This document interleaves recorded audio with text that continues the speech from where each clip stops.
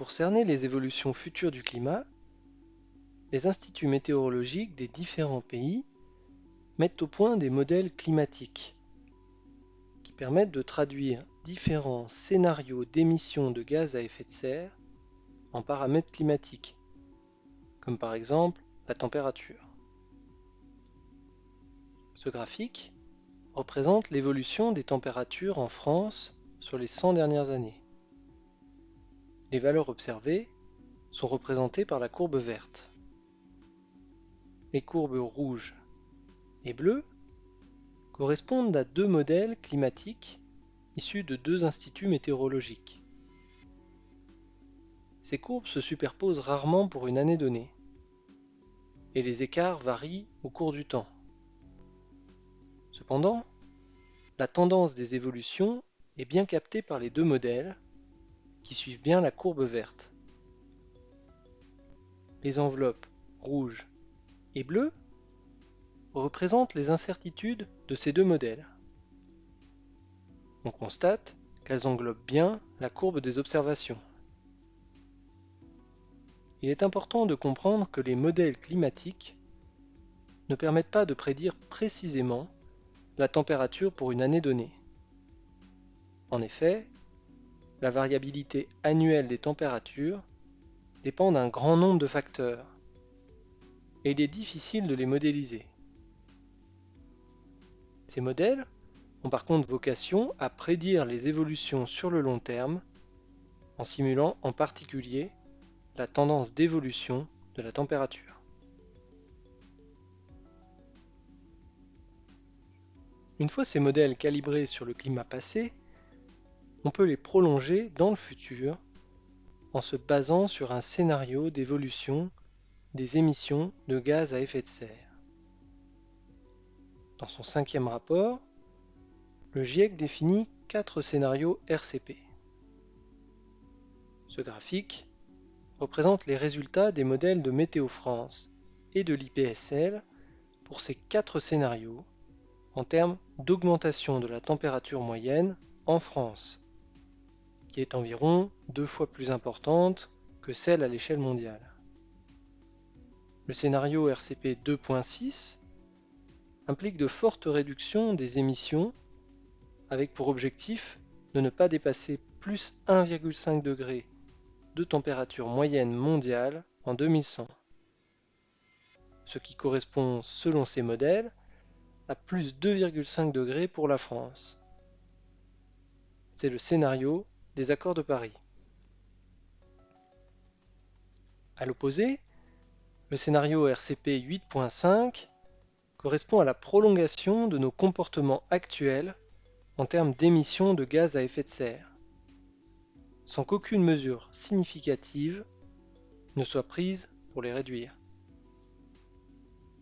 Le scénario RCP 4.5 correspond à une politique internationale volontariste permettant de rester en dessous de plus 2 degrés de température moyenne mondiale en 2100, ce qui correspond selon ces modèles à plus 3,5 degrés pour la France. Le scénario RCP 6.0 correspond à une mise en œuvre plus lente des mesures. Du fait de la longue durée de vie des gaz à effet de serre dans l'atmosphère, la différence entre les scénarios en 2050 est du même ordre que l'incertitude sur les modèles. Cependant, dans tous les cas, les impacts des changements climatiques sont déjà importants en 2050. Les écarts entre les scénarios se creusent au fil du temps. Ainsi, le choix de scénario de l'évolution des émissions a des conséquences très importantes en 2100.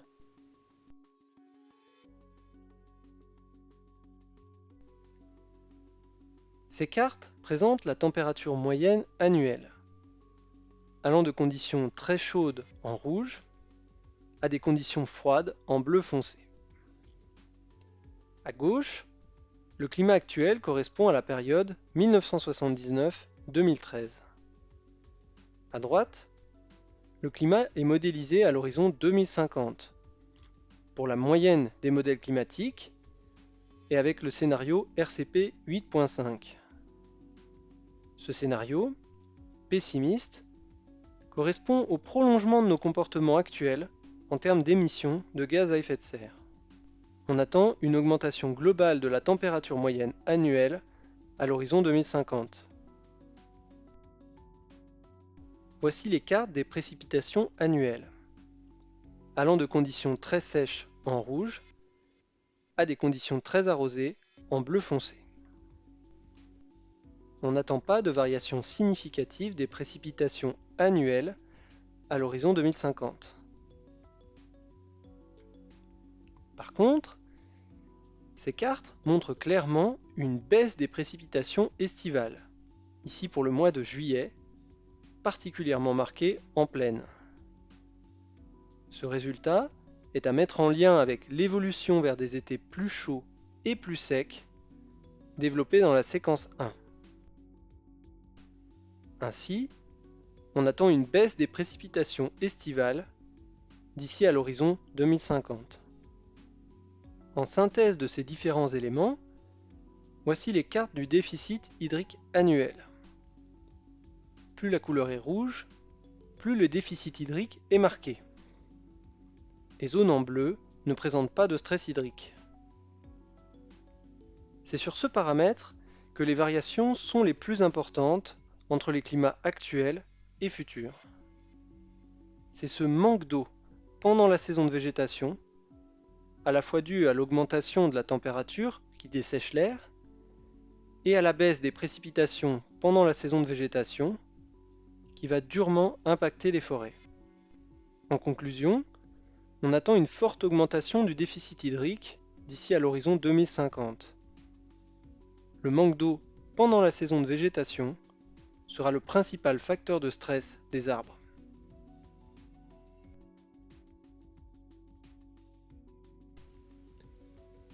Il est possible d'appréhender de façon plus concrète les modifications du climat en raisonnant par analogie climatique.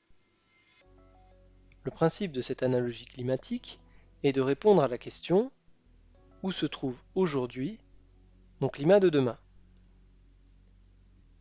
Les analogies présentées ici se basent sur une représentation simplifiée du climat issue du modèle IKS, qui sera détaillé dans la séquence 4. Des exemples d'analogies climatiques vont être présentés pour plusieurs grands contextes forestiers de France métropolitaine. La zone de départ de chaque analogie sera une région forestière, c'est-à-dire une zone homogène en termes de climat et de sol. Les analogies climatiques sont représentées ici pour deux scénarios futurs, tous deux à l'horizon 2050, le scénario RCP 4.5 et le scénario RCP 8.5. La région forestière étudiée est représentée en rouge. Il s'agit ici du plateau de Hay, près de Nancy, zone caractéristique de la hêtraie continentale. Les surfaces en bleu correspondent aux zones où le climat actuel est similaire au climat prévu pour l'horizon 2050 dans cette région forestière. À l'horizon 2050, peu importe le choix du scénario de société, le climat autour de Nancy sera différent du climat actuel et serait similaire à celui que l'on connaît aujourd'hui dans l'ouest ou dans le sud de la France. L'intensité du changement dépendra de l'évolution de nos émissions de gaz à effet de serre. À l'horizon 2050, le climat du plateau de Hay, près de Nancy, serait similaire à celui que l'on connaît actuellement dans l'ouest et dans le sud de la France. La chaînée atlantique est représentée ici par la région forestière du Bois-Chaud Sud, dans laquelle se trouve la forêt de Tronchet. À l'horizon 2050, le climat serait similaire à celui que l'on connaît actuellement dans le sud-ouest, ainsi que sur le pourtour méditerranéen.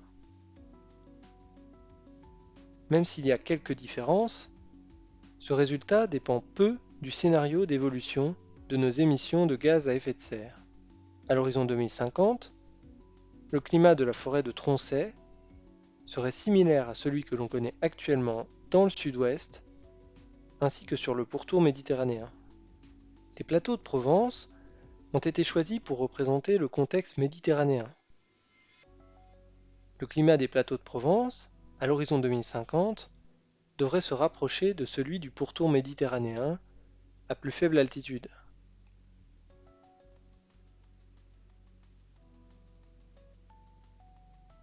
Si l'on regarde cette fois l'analogie à l'échelle de l'Europe, les zones analogues se retrouvent le long des côtes espagnoles et italiennes, ainsi qu'en Sardaigne. À l'horizon 2050, le climat des plateaux de Provence serait similaire à celui que l'on connaît actuellement le long des côtes espagnoles et italiennes ou en Sardaigne. Voici quelques points qu'il est important de retenir de cette troisième séquence dédiée aux projections du climat en France métropolitaine à l'horizon 2050. Le climat sera sensiblement différent en 2050 de celui que l'on connaît actuellement. Les différences entre les scénarios sont limitées en 2050, mais très importantes en 2100. La forte augmentation du déficit hydrique sera le principal facteur de stress des arbres. Le climat du plateau de Haye, près de Nancy, serait similaire à celui que l'on connaît actuellement dans l'ouest et dans le sud de la France. Le climat de la forêt de Tronchet serait similaire à celui que l'on connaît actuellement dans le sud-ouest ainsi que sur le pourtour méditerranéen. Le climat des plateaux de Provence serait similaire à celui que l'on connaît actuellement le long des côtes espagnoles et italiennes ou en Sardaigne.